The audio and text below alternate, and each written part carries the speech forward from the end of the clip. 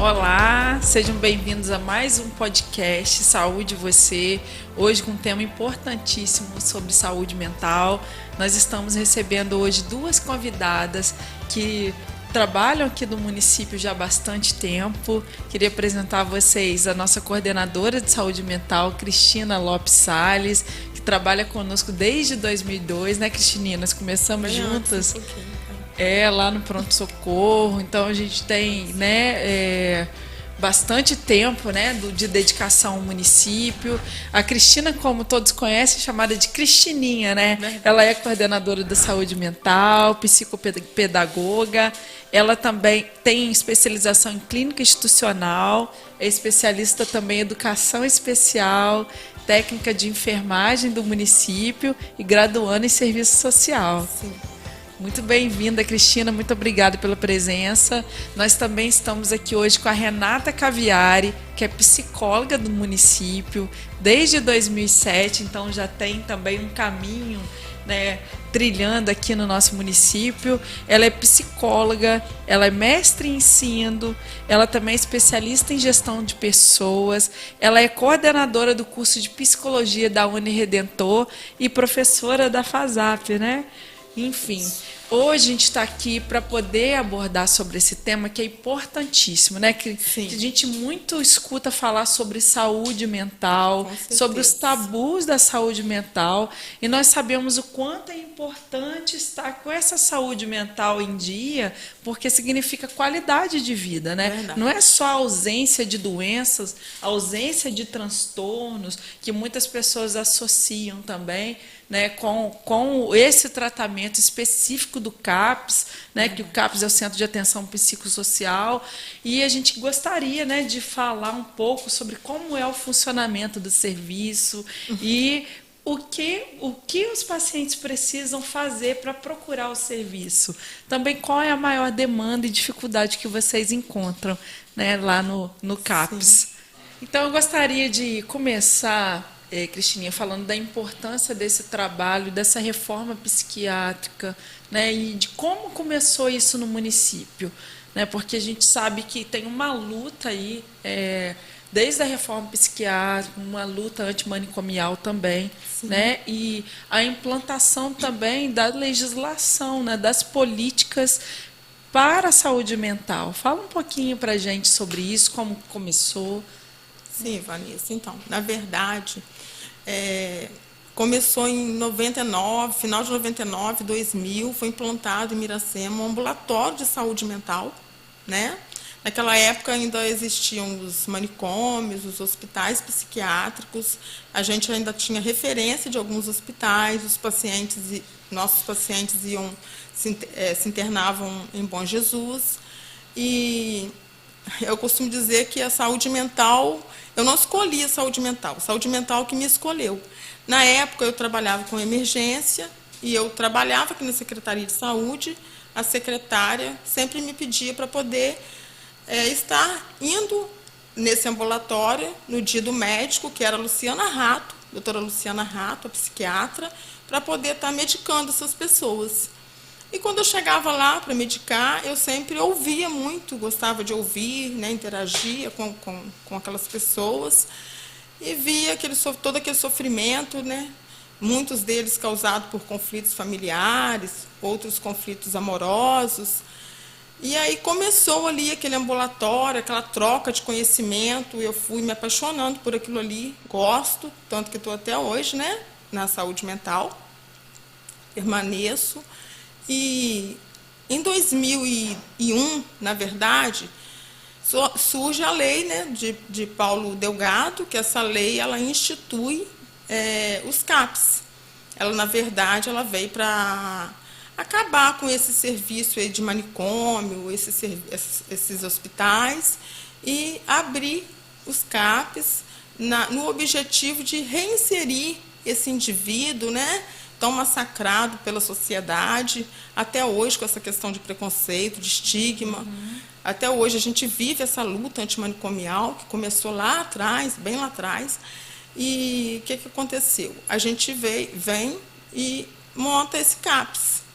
Na verdade, em 2002, o CAPS foi implantado em Miracema, né? E aí, dentro do CAPS, juntamente com o CAPS, vem um ambulatório de saúde mental também, que até hoje a gente luta para fazer as pessoas entenderem que dentro do CAPS também funciona um ambulatório de saúde mental. Na verdade, nós atendemos 4 demandas dentro de uma unidade. A gente atende hoje os pacientes, né, que têm transtornos mentais graves e persistentes, que são esses transtornos mais graves que a gente chama de CAPS, que são os esquizofrênicos, são os transtornos de bipolaridade, transtornos de toque e outros. Atendemos também no ambulatório, nesse mesmo CAPS, transtornos leves, né, e moderados, como ansiedade, depressão. Atendemos infanto-juvenil e atendemos a demanda álcool e droga. Por que atendemos isso tudo? Porque é um CAPS 1. Sendo um CAPS 1, nós somos, né, praticamente assim, obrigados pelo Estado a prestar esse atendimento. Foi muito legal você ter comentado sobre a questão, né, da referência que nós tínhamos em Bom Jesus, que era um hospital psiquiátrico de referência, que não só de Miracema, mas da região inteira. Sim. E eu lembro que quando eu comecei a estudar, eu cheguei a fazer estágio nesse hospital psiquiátrico, né? Então, nós conhecemos o sofrimento das pessoas ali institucionalizadas, né? Eu cheguei a ver pessoas maltratadas, pessoas tomando banho gelado, com a mangueira, um do lado do outro, muito agressões triste ali dentro, pediculose, né? Eu via piolho andando por cima da cabeça das pessoas, né? E existia também vários tipos de tratamento que hoje a gente sabe que não é adequado. Então, essa política de trazer essas internações para hospitais gerais, ela realmente melhorou muito esse perfil, porque, na verdade, a gente observa que conforme o tratamento foi inserido, né, dentro da saúde, era uma política totalmente exclusiva, né, e não inclusiva. E até hoje existem esses tabus, né, de pessoas acharem que quem tem transtorno mental precisa ficar internado em clínicas psiquiátricas, né, e muitas pessoas eram enviadas para lá para ficar isoladas, não é isso? Porque tinha outros, às vezes nem era um transtorno mental, mas eles queriam que essas pessoas fossem excluídas da sociedade, né? Então, quando a gente conhece a história da saúde mental, isso remete a essa exclusão e uma tristeza muito grande, né? De maus tratos, de tratamentos inadequados, como camisa de força, né? Eletrochoque, não é isso? Verdade. Entre outros, né? Enfim, então, muito importante a gente falar sobre isso, porque esses pacientes que nós atendemos, eles têm direito de ir e vir, assim como todos os outros. Né? É claro que alguns em algum momento vão precisar de um tratamento, né? Até mesmo para ter um controle, mas a maioria deles tem o direito de ir e vir. E como a gente já trabalha em rede há muito tempo, né? É importante a gente falar também da rede de atenção psicossocial, que ela não é só voltada só para o CAPS, né? Mas também a atenção básica, a rede de urgência e emergência, o próprio hospital, né? Hoje é tudo. A rede toda tem que estar envolvida e bem articulada para atender esses pacientes, mas a gente acaba observando que esses pacientes que nós atendemos no CAPS, eles quando estão na rua, né, as pessoas querem que retire. Algumas pessoas chegam a falar cadê o CAPS? Porque tem que prender esse paciente, né? Tem que levar ele, trancar ele. E a gente deixa isso muito assim esclarecido, que o CAPS não é um lugar para trancar. E o CAPS é uma instituição aberta. Ele entra e sai na hora que ele quiser. Lá ninguém tranca ninguém, porque todos nós somos livres, né? E a gente veio de uma política muito ruim, uma política onde se trancava e cometia mesmo esses atos horríveis.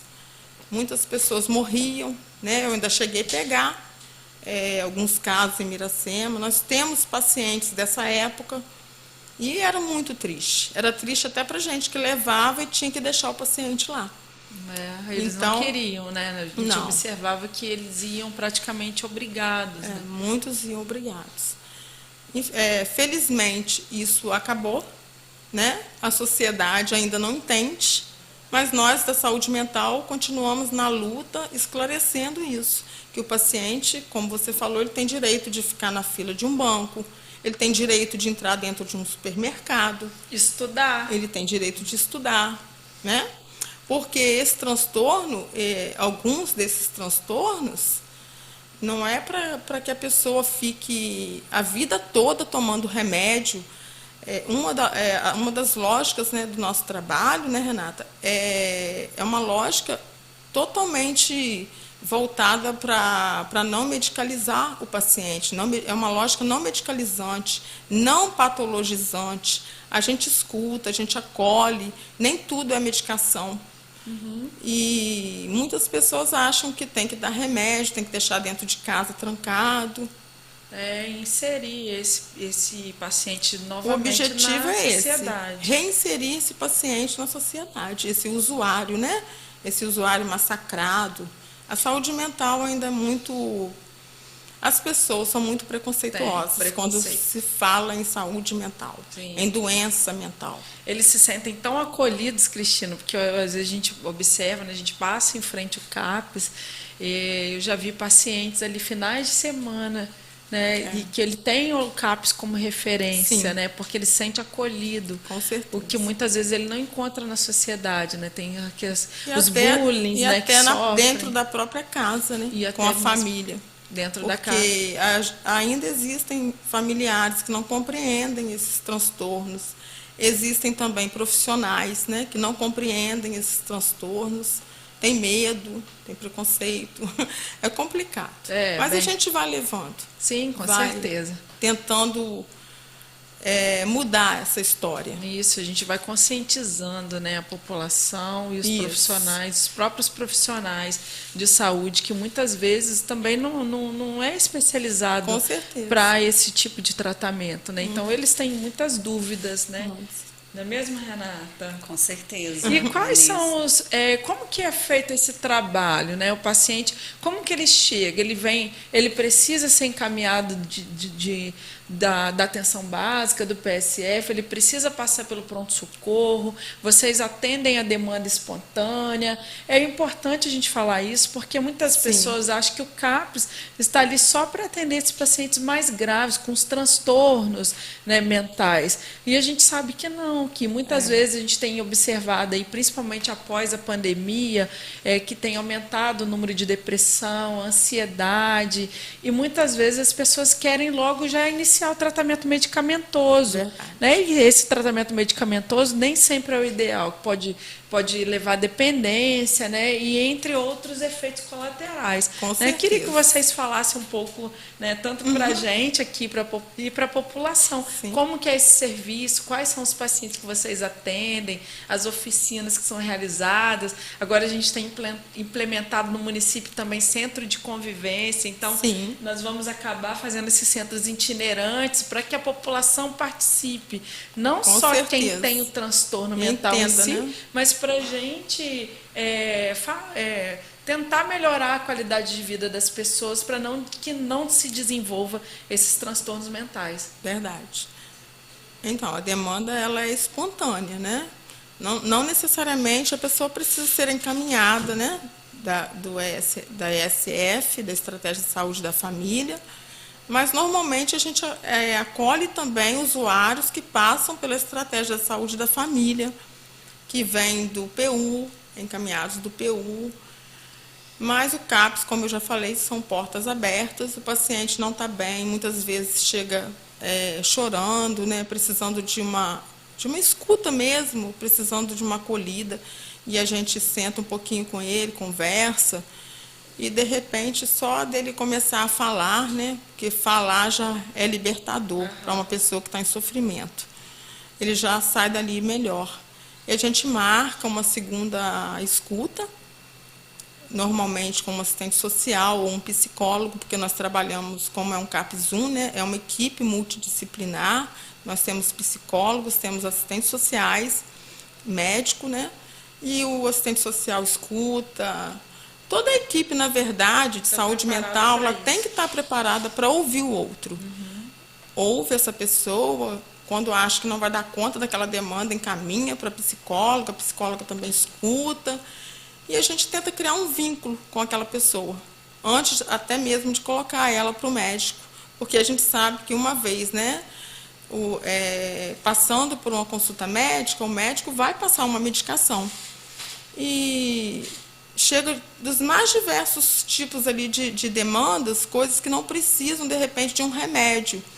Eu estava conversando outro dia com a doutora Ive e a gente estava conversando justamente sobre isso. Às vezes são conflitos criados, né, na sociedade, conflitos sociais, uma falta de emprego. A pessoa não quer um comprimido, às vezes ela não tem nada dentro de casa para comer. Ela quer um copo de leite, um leite para dar para o filho. E a gente não pode transformar isso em doença. Por isso que a gente trabalha com essa lógica de não patologizar tudo, de ouvir o outro. Sim. E a medicação em último caso. Mas a gente medica também. Sim, com certeza. Eu acho que é muito importante a gente falar sobre isso, né? Porque agora com as mídias sociais, as pessoas acabam acompanhando muitas vezes e achando que a vida de todo mundo é perfeita, que Sim. é tudo muito bonito e tudo muito belo, né? Com certeza. E a gente sabe que às vezes está passando por um problema ali que todo mundo passa, né? Todo mundo tem seus problemas dentro de casa, no trabalho, na sociedade. Ninguém é perfeito. Não é mesmo, Renata? Queria que você falasse um pouco sobre isso, porque tem pessoas que não procuram o serviço porque acham que não tem um transtorno mental e acaba ficando com isso preso, sem pedir ajuda. E aí a gente observa que quando esse paciente chega para a gente, ele está no estágio muito avançado e até mesmo tentativas de suicídio, né? Porque ele quer acabar com aquela dor, não é? Sim, exatamente, Vanessa.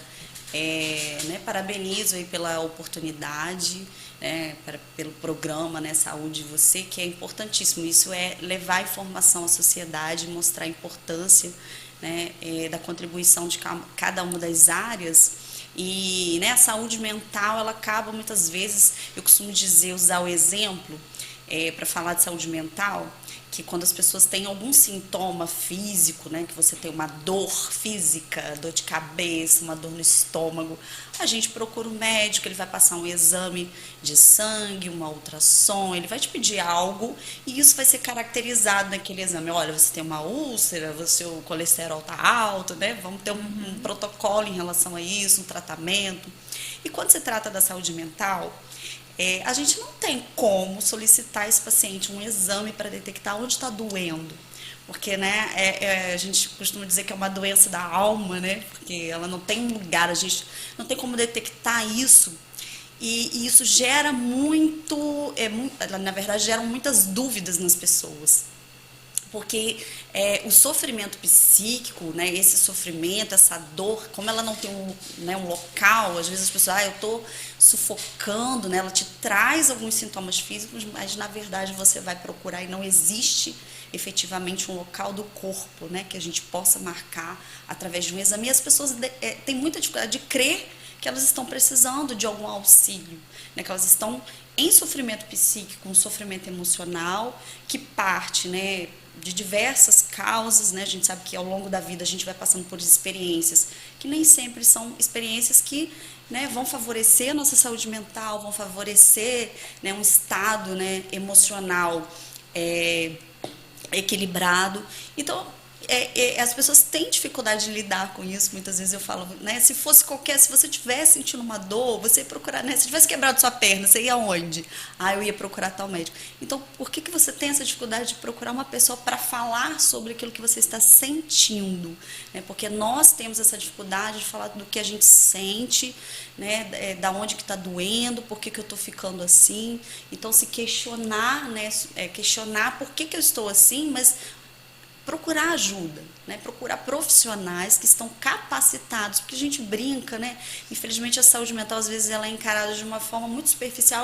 Vai fazer isso, vai fazer. Eu falo assim, gente, existem coisas maravilhosas que são terapêuticas na nossa vida. Sair num barzinho, né? Tomar lá um refrigerante, conversar, rir, né? Contar piada é maravilhoso. Na verdade, ouvir uma música, maravilhoso, sim, tocar, né, participar de repente de eventos, né, denominação religiosa que você frequenta, isso é ótimo, é maravilhoso, são coisas terapêuticas, mas uma terapia, ela é necessária, porque você vai contar com um profissional especializado, uma pessoa que se dedicou, né, a estudar sobre as questões do psiquismo humano, que estão ali para te dar o suporte.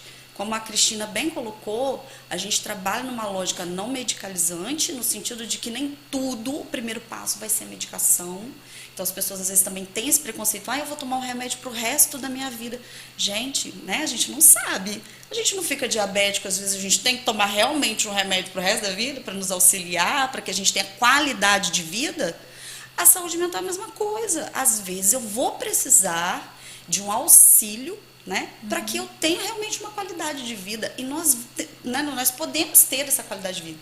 Então, por que esse preconceito com a saúde mental, do seu cuidado, de você se sentir bem, de você se sentir, né, equilibrado para dar conta das questões que são da vida, que são do humano? Porque eu falo, gente, tristeza, angústia, raiva, frustração, faz parte da vida. Sim. Como nós vamos lidar com isso? Às vezes tem coisas que estão potencializando e fazendo com que a gente realmente não suporte naquele momento. Então vamos buscar ajuda, né? Vamos lá, né? Como a Cristina falou, lá funciona o nosso ambulatório, que às vezes acho que também, né, o pessoal fica com muita dificuldade. Eu não vou lá não, porque eu não sou maluco. E não tem nada a ver com loucura, gente, né? A loucura, eu costumo dizer, é uma forma diferente da gente ver a realidade. Só que as pessoas denominaram, estigmatizaram, né? Claro que assim, se eu sinto, né, nós os ditos normais, se a gente sente de um jeito, aquele paciente que tem um desequilíbrio, né, ali emocional, ele vai sentir de um jeito muito mais potencializado. Então, a gente saber lidar com momentos de crise, que a gente vai estar lhe dando suporte. Mas eles têm uma vida super organizada, a gente vê nossos pacientes, né, que tem aí, circulam pela cidade, e ainda assim a gente vê. Mas a lógica manicomial, ela tem muitos anos, né, Vanessa? Assim, desde o surgimento a pessoa com deficiência de um modo geral, e aí também inclui-se, né, as pessoas em sofrimento psíquico, né, desde a história da humanidade, elas sempre foram excluídas. Então, né, é um processo longo, e, né, com a criação dos hospitais, os hospitais, na verdade, surgem mais como, né, um momento ali na história de realmente higienizar os espaços, né, das cidades, e isso acabou, né, levando muito tempo para se entender que isso não era uma forma de cuidado. E eu faço uma analogia com a pandemia.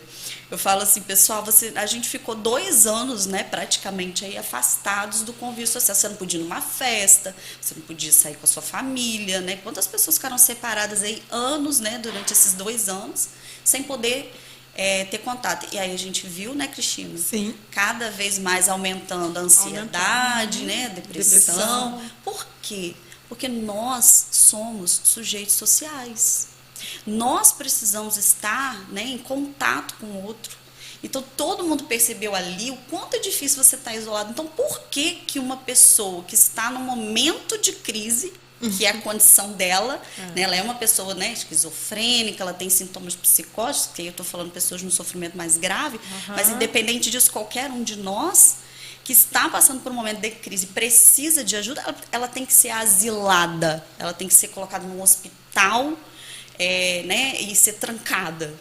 Que tratamento é esse? Se nós ficamos em isolamento e foi praticamente algo insuportável, e nós estávamos nas nossas casas, né, porque uma instituição, né, você rompe um vínculo, você rompe o vínculo dos seus amigos, da sua cidade, do seu bairro, né, das pessoas com quem você convivia. Então, eu costumo dizer assim, saúde mental, né, é algo tão natural quanto qualquer outro tipo de saúde da mulher, saúde do homem, né, enfim, qualquer, né, área da saúde, porque faz parte de nós, faz parte do humano o sofrimento. Então, a gente precisa realmente, cada dia, né, tá falando, tá orientando a população para romper com isso, porque ainda é uma barreira muito grande, né, Cristina? E a gente também se colocar no lugar do outro, né? Com certeza. Se eu não quero para mim, não quero para um ente querido, por que eu vou querer para aquele paciente que vive andando nas ruas muitas vezes, né? E ele se sente bem assim. né? É claro que a gente exatamente. acompanha, é claro que tem todo um processo por trás, né, A sociedade ainda exclui bastante, né? de ensinamento, né? Eu achei muito interessante sua fala, Renata. E também a gente também não pode banalizar o transtorno, porque tem gente que pede ajuda, Sim, tem gente que está naquele quadro de ansiedade ou um quadro depressivo e as pessoas acham que é besteira, não, isso é uma bobeira, isso exatamente. vai passar sim, É claro, porque frescura, né? tudo na vida se resolve, né? Com certeza. Eu costumo falar isso para todo mundo. Tem solução para tudo na vida. Não precisa desesperar, mas tem aqueles momentos que a pessoa precisa pedir ajuda. E é claro, como você falou, vai precisar de às vezes um tratamento medicamentoso. De repente não é para a vida inteira. De Naquele repente momento. é só para melhorar esses Sim. sintomas e depois ela vai fazer até um desmame, ou muitas vezes não vai precisar nem tomar por muito tempo, mas existem aquelas pessoas que acham que é bobeira, que a pessoa está sofrendo, que não tem necessidade, ou que de repente esteja encenando uma situação. E a gente observa que esse quadro ele vai se agravando. Né? Então, é muito importante que as pessoas não banalizem esse sentimento, porque Verdade. quando ela remete um sofrimento, quando ela chega a externar que ela está passando por aquele momento, ela realmente está passando. Né? O paciente esquizofrênico, quando ele escuta a voz, ele realmente está ouvindo. E aí as pessoas implicam, debocham, né, e acabam banalizando todo esse processo. Né? Então, acreditem no sofrimento. Né? É verdade. Quando ele disser que ele está vendo as coisas, ele Que realmente ele está ouvindo vozes, tendo essas realmente alucinações. acontece em alguns transtornos. Acontece, Né? e aí a gente observa que as pessoas acabam banalizando. Né? Tem mais alguma coisa para falar, Cristininha? Então, a gente quer falar, né? Nosso CAPS está aberto de 8 às 16. Todos os dias nós temos um técnico de referência, a gente tem uma escala de trabalho, né, para estar ouvindo aquela pessoa. A primeira escuta normalmente é feita pela nossa recepcionista, né?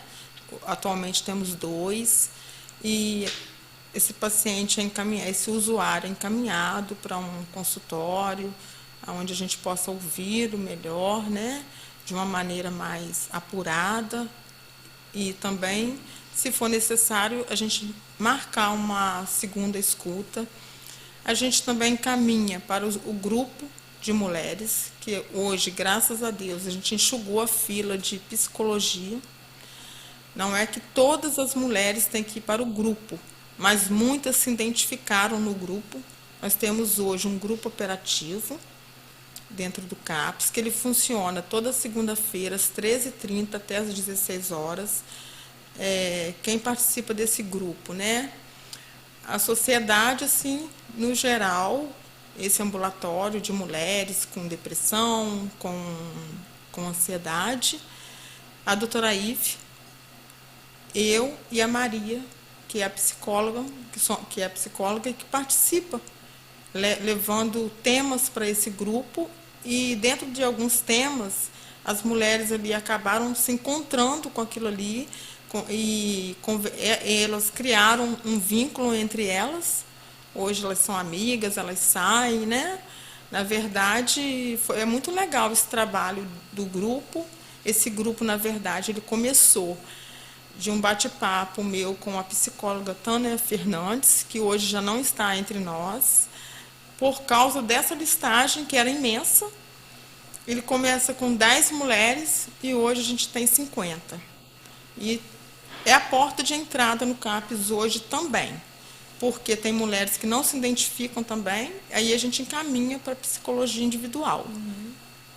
Temos 2 médicos, né? Doutora Ive, doutor Eduardo. Temos hoje 2 leitos de retaguarda no município, com muita luta, né? Nós conquistamos esses leitos. Foi um projeto, era um projeto nosso que estava parado, e nessa gestão a gente conseguiu esse cofinanciamento, cofinanciar esses 2 leitos, que funcionam como leitos de retaguarda de atenção à crise. São para aqueles pacientes que realmente não conseguem sair da crise com medicamento oral. e muitas vezes a família também não chega junto, né? E a gente coloca esse paciente, ele passa pelo pronto-socorro, como já foi falado aqui, a gente trabalha a nível territorial. Ele passou, às vezes, pela estratégia de saúde da família, passou pelo PU, passou pelo CAPES. Ele está totalmente naquele mundo irreal, não está conseguindo sair daquilo, e aí a gente interna esse paciente para que ele no hospital geral, para que ele fique ali de 2 a 3 dias. A gente não coloca prazo, né? Tomando medicação intramuscular ou venosa para que ele possa sair daquele quadro de psicose o qual ele se encontra, né? E mais o que eu vou falar? A gente vai ter um encontro de mulheres, né? Isso. A gente tem ainda nesse mês de março, né? Para começar aí o nosso trabalho de centro de convivência. A gente termina, na verdade, o mês de março, numa segunda-feira, dia 27, às 13h30. Esse nosso grupo operativo de mulheres vai fazer um evento aqui no Lions Club. Vamos convidar todas as mulheres que estão nos ouvindo a participarem desse evento, que vai ser muito bacana, com uma roda de conversa sobre saúde mental. Teremos a doutora Iva como palestrante, a psicóloga como a Renata Caviari, a Maria, palestrando, falando, né, de saúde mental, como estamos falando aqui, e também mostrando as nossas oficinas. Sim. Que no CAPES a gente desenvolve algumas oficinas com os nossos pacientes, usuários diários, e também com essas mulheres do grupo operativo. Parabéns, né, pela iniciativa, né? Às vezes Obrigada. as mulheres elas conseguem até mesmo se encontrar ali naquele meio, né? E aquilo que a gente falou, né? A vida de ninguém é perfeita, né? Então ela acaba conhecendo outras realidades e vê que nem tudo é tão ruim assim, né? Tem como a gente sair, né, dessas situações, não é mesmo? Eu acho legal assim, reforçar, né, a importância do serviço de saúde mental no município como uma política pública, como, né, já foi ressaltado a partir da Lei 10.216, conhecida, né, como a Lei da Saúde Mental, né, a Lei Paulo Delgado, que vem instituir esses espaços de cuidado, né, porque a gente rompe com a lógica asilar, mas a gente sabe que a lógica asilar ainda continua, né, no imaginário social das pessoas, até mesmo quando vão, né, se referem ao CAPS. Acho que o paciente, por estar lá, por frequentar o CAPS, ele precisa estar lá e ficar lá, é como se ele, né, tivesse que manter a mesma lógica. Ele pode ir lá, mas ele está livre, né, ele vai lá no horário que ele acha, né, de acordo com o projeto terapêutico singular dele, que a gente estrutura, e aí ele participa das nossas oficinas, dos trabalhos, né, que ele achar que são terapêuticos, como eu disse para ele, né, e a gente tem, obviamente, como Cristina ressaltou, o grupo, que é muito importante, a gente tem também o apoio às famílias, né,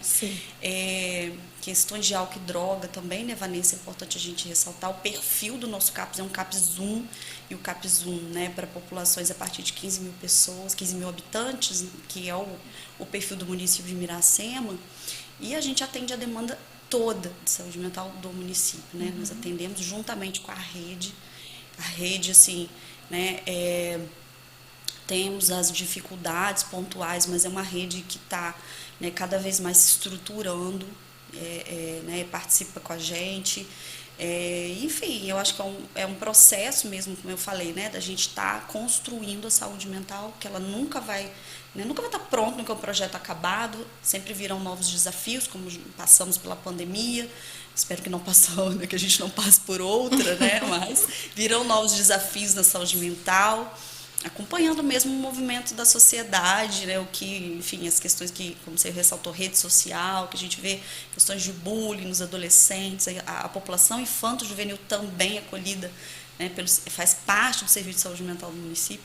Então, cada vez mais, acho que é um processo, é uma desconstrução desse lugar, né, de que não é o lugar do doido, é o lugar de pessoas que estão em sofrimento por algum motivo, que precisam de ajuda e de apoio, como em qualquer outra situação, né?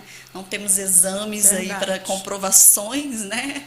Mas sabe-se do impacto, né? Do quanto que a saúde mental impacta, porque uma vez que não temos saúde mental, como cuidar do restante, né? Eu sempre falo Verdade. isso, partimos da saúde mental.